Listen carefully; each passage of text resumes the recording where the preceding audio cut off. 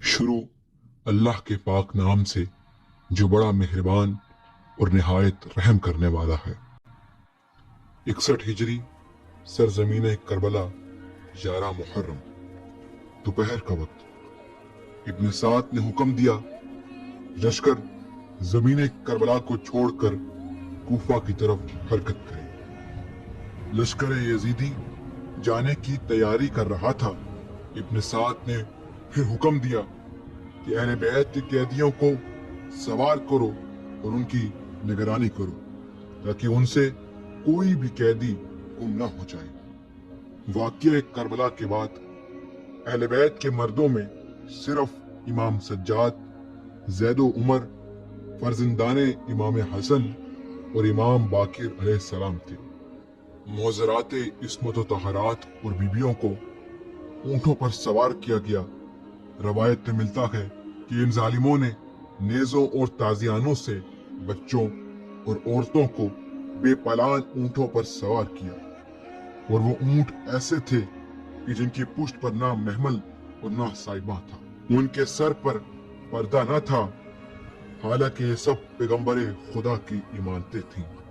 ان کو ترک و روم کے قیدیوں کی طرح سخت ترین سلوک سے لے جایا جا رہا تھا۔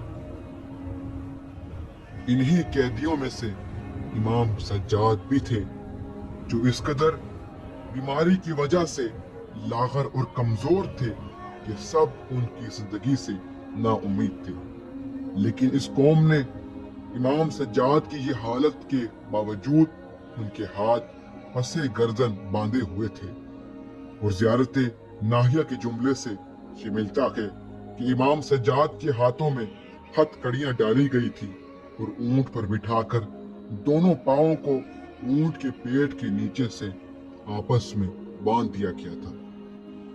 قیدیوں کو ابن سعد کے حکم سے جبرن اونٹوں پر سوار کر دیا گیا تو انہیں لشکر کے ساتھ کربلا سے روانہ کیا گیا، اور حالت یہ تھی کہ آگے آگے علم تھے اور ان کے پیچھے شہداء کے سر نیزوں پر سوار تھے، اور ان کے پیچھے کاروان اہل بیت کے قیدی تھے۔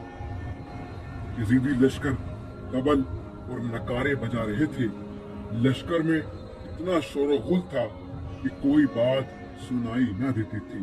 اکثر اونٹوں پر سوار عورتوں کی جوڑیوں میں 2 سالہ 3 سالہ بچے، جو سب کے سب سر برہنہ اور ننگے پاؤں، پریشان حال، بالوں میں خاک اور آنسو بہا رہے تھے۔